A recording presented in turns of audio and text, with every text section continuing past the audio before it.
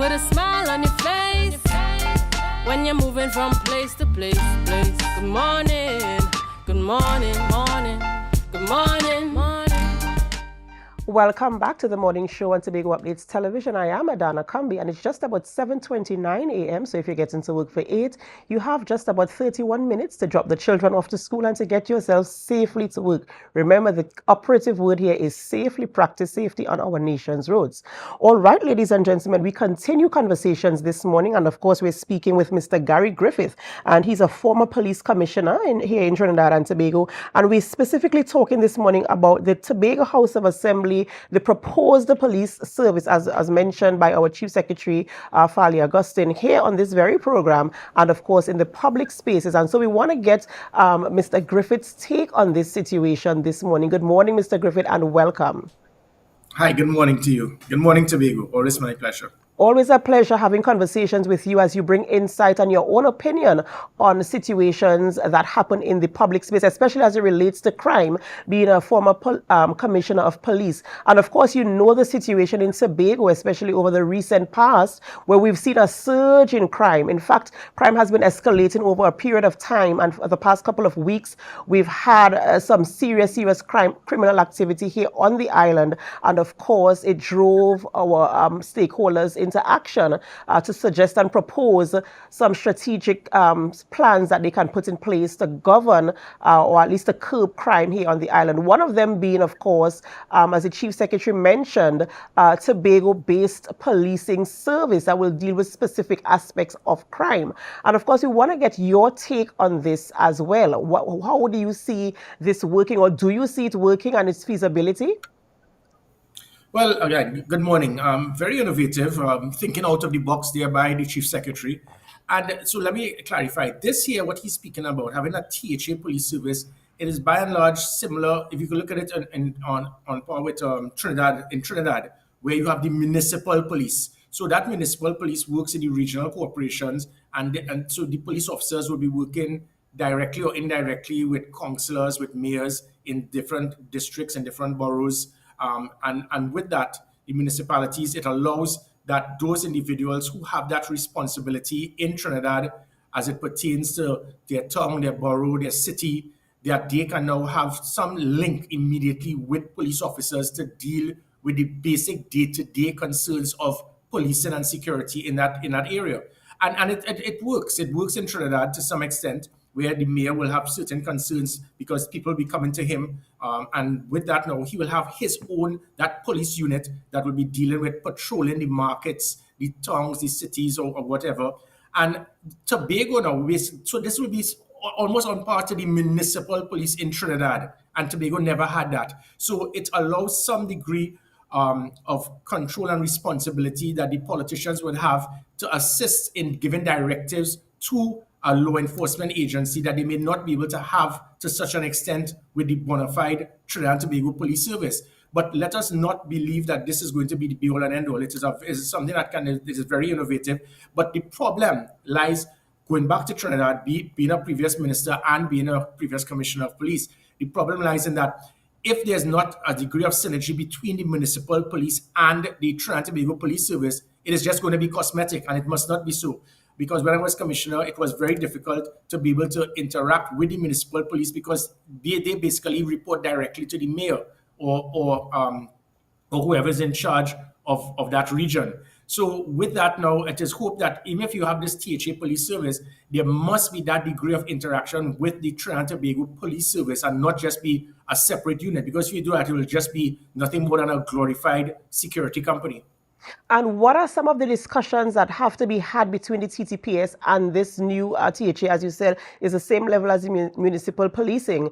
What are the conversations that they have to have? Because you're quite right, there must be some guiding principle in terms of how do we roll out responsibilities. And at the end of the day, policing really belongs to the TTPS. And in as much as we want to, it works in the Trinidad instance, and I'm sure it will work in the Tobago instance, because more hands on deck, of course, should make the work lighter. But at the end of the day, there must be a conversation in terms of Who does what? The reporting, yes, the T.H.A. new policing service has to report to the Tobago House of Assembly, but do they report to the TTPS? Do they have conversations with the TTPS? And how does that relationship have to roll out for things to work effectively? And that spot on. That is exactly the point. If it is that you do not have that degree of communication, you can have one hand not doing what the other is doing, and then you could have duplication of effort. So you bring in 200 members of the T.H.A. police service, and then they are now doing something almost identical to what has been directed by the ACP for Tobago by the TTPS. It means now you're getting the duplication of effort and not utilizing the resources in an effective and efficient manner. So and that is the problem we have in Trinidad, where the municipal police and the TTPS is absolutely virtually non-existent as it pertains to communication, dialogue, patrols, operations. So you will have a major event in Woodford Square, and you'll have a host of municipal police officers there stating that these are the number of officers required. And the TTPS, being aware of it, will have the same thing, because the municipal police have never been involved in that immediate interaction with the Commissioner of Police or even the ACP for that specific region. So as you have the head of the municipal police in Port of Spain, he's not meeting on a regular basis or a daily basis with the ACP in the Port of Spain region for the TTPS. So that is why it is very important that to avoid that mistake that is taking place in Trinidad, you have that degree of dialogue, making sure that the ACP, I'm not saying that you must report, but police is police. The TTPS is supposed to be the bona fide factor as it pertains to policing. So you form another unit trying to state, well, they will just do what we want and not be able to work in tandem with the TTPS. You're going to have duplication of effort, and you're not going to be able to utilize the resources in an effective manner. In the event that this conversation goes well and the TTPS and the T.H.A. comes to an agreement and they understand their roles and they function in synergy, of course, it is going to go well. You mentioned your support for it. You mentioned earlier that it's a very innovative idea, and it can work once the conversation is had and once persons understand their roles and functions. Now, some are saying that the T.H.A. does not have, there's no act in the T.H.A. that allows for the establishment of this particular installation of a T.H.A. policing service. However, we see the need for it, and you have mentioned that you agree with it and you think it can work once it is done properly. And you know, sometimes the policy makers and the policies kind of keep things back. What is your position where this stands? There isn't something in the act right now that allows for it. However, it is necessary at this time, and once done correctly, it will work in Tobago. So how do you feel about the fact that there isn't anything in the act to allow for it? Should we proceed with it, or how do you think this can work out for the betterment for all of us here in Tobago and Trinidad by extension as well? Well, definitely. I always stated when I was Commissioner of Police, I stated that a safer Tobago always ensures a safer Trinidad, because if Tobago crime increases, you have to extract resources from Trinidad to take to Tobago, and now Trinidad will be affected. So in this situation, definitely, as I mentioned, if there's not dialogue, the Commissioner of Police must have buy into it to be able to understand, appreciate, and welcome and embrace such a unit in Tobago. The government must understand it. The Minister of Local Government must have a big part to play to understand that, look, what I have seen the value of police in Trinidad, and Tobago does not have something that equates with it. So let Tobago have the same thing, because remember, Trinidad does not have a House of Assembly, but Tobago does not have municipal committees. So it is almost on par. So the same way that you have seen the value of it in Trinidad through the municipal policing, you obviously can't say, well, let's not have it for Tobago, because what is it that equates with municipal policing in Tobago? There's nothing really, and that is why it means that Tobago by right should have the same type of police units similar to the municipal police in Trinidad. But by doing that, we also need to ensure that we don't have the mistakes of the municipal policing, whereas persons can be appointed, because they had a lot of issues in Trinidad because of lack of resources, lack of support, lack of recognition, and lack of funding, and they came to me on a regular basis. So we do not want the same situation where T.H.A. will bring something, and then all of a sudden there will be a shortfall with the police officers in resources.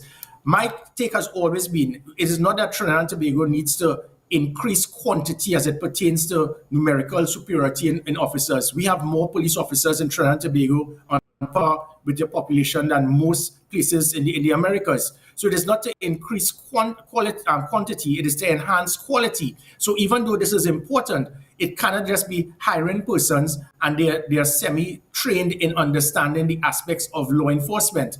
They must be highly qualified and trained to ensure that they can be of value and an asset towards the security of Tobago. So this is where it is. Going back to my point, it is hoped that the government, that will be really and truly, they will be critical to ensure it is approved. I don't think that the T.H.A may have that authority. I'm not too sure. But if it is, you have to make amendments in the constitution to give such an avenue. Well, then the government must buy into it. The government should approve it because you have done it for Trinidad through the municipal policing. So by and large, you should do the same for Tobago.